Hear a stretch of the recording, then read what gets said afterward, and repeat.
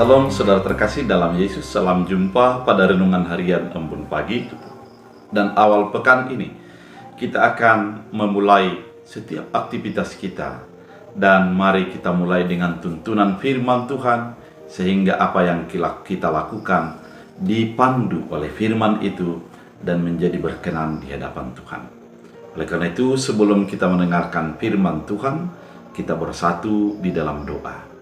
Damai sejahtera Allah yang melampaui segala akal dan pikiran, itulah yang memelihara hati dan pikiranmu dalam Kristus Yesus Tuhan. Amin. Saudara terkasih, firman Tuhan untuk kita diambil dari 1 Samuel 2 ayat 2. Dalam bahasa Batak Angkola dikatakan, nada adong nabadia songo Tuhan, nada adong nagogo songonia, nada adong na songon ia na bisa gabe pangondingan. Dalam bahasa Indonesia, tidak ada yang kudus seperti Tuhan, sebab tidak ada yang lain kecuali Engkau, dan tidak ada gunung batu seperti Allah kita. Demikian firman Tuhan. Saudara terkasih di dalam Kristus Yesus, firman Tuhan kali ini merupakan doa pujian daripada Hana. Kita tahu di dalam pasal 1, Hana merupakan seorang istri daripada Elkana, di mana Elkana memiliki dua istri. Yang pertama namanya Hana dan yang kedua adalah Penina. Kemudian Penina sudah memiliki keturunan, namun Hana tidak. Dia merasa kecil hati sehingga dia selalu berdoa kepada Tuhan agar diberikan Tuhan keturunan. Kemudian ketika dia berdoa kepada Tuhan, dan Imam Eli sebagai penjaga bait suci pada saat itu melihat daripada doa Hana ini dan berpikir pada awalnya apakah dia itu yang mabuk. Namun setelah mendengarkan apa yang menjadi kesaksian daripada Hana, maka Imam Eli mengatakan, pergilah karena Tuhan telah mendengarkan doamu. Saudara terkasih, ketika hal itu terjadi, Hana sudah berjanji dalam hatinya, ketika nanti Tuhan mengabulkan doaku, maka anak yang kulahirkan akan kuberikan untuk menjadi melayani Tuhan. Dan itulah yang terjadi ketika dalam tahun-tahun selanjutnya lahirlah yang bernama Samuel dan dititipkanlah kepada Imam Eli untuk membantu di bait suci. Dan ketika sudah dilaksanakan apa yang menjadi janjinya itu, maka bernyanyilah Hana yang merupakan luapan batin dan imannya. Penggalan daripada nyanyi itu, itulah yang kita baca nats kita hari ini, yang mengatakan tidak ada yang kudus seperti Tuhan. Saudara terkasih di dalam Kristus Yesus, kudus dalam bahasa Ibrani adalah kados. Kados adalah orang yang tidak memiliki titik celah di dalam dirinya. Segala yang dikatakan dan diperbuatnya itu adalah mencerminkan kekudusannya.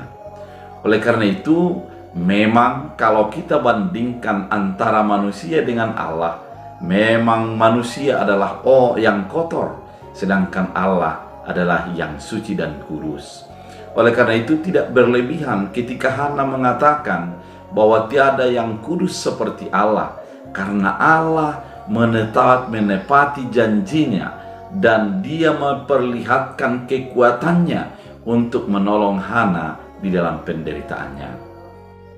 Kemudian selain kekudusan Allah yang dipuji oleh Hana, dia juga mengatakan bahwa sebab tidak ada yang lain kecuali Engkau dan tidak ada gunung batu seperti Allah kita.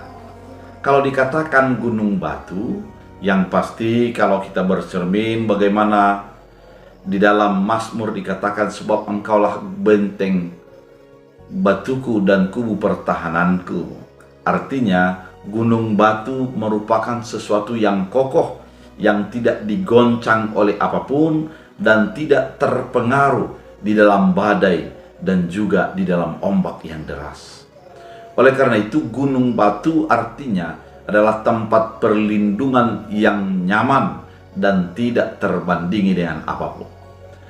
Ketika Hana melihat dia adalah sebagai sosok perempuan yang memiliki pergumulan yang berat oleh karena tidak ada keturunan, dan dia sudah bersaksi ketika dia datang kepada Allah yang menjadi tempat perlindungannya, maka persoalan dan pergumulannya telah diselesaikan.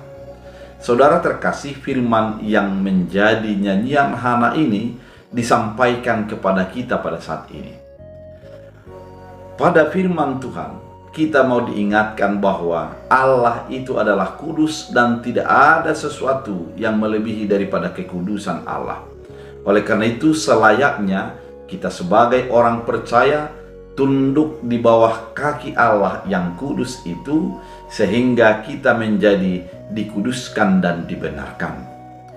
Kita menjadi datang kepada Allah yang menjadi sumber kekudusan itu, sehingga segala noda dan keberdosaan kita telah diselesaikan dengan kekudusan Allah. Kemudian yang kedua, kita mau diingatkan bahwa kalau kita berlindung di dalam dunia ini, maka itu akan menjadi perlindungan yang rapuh. Namun ketika kita berlindung di dalam kasih Tuhan yang luar biasa, yang sebagai batu, gunung batu yang teguh itu, maka kita akan aman, kita akan nyaman, kita akan jauh daripada seteru dan daripada berbagai persoalan. Kita akan berjalan sesuai dengan kehendak Tuhan, karena Tuhan sudah membentengi kita, menjaga dan memelihara hidup kita. Oleh karena itu, saudara terkasih di dalam Kristus Yesus, nyanyian Hana ini diajak untuk nyanyian hidup kita yang melihat kekudusan Allah harus menjadi bahagian kekudusan kita, bagian daripada perbuatan dan pikiran segala kehidupan kita.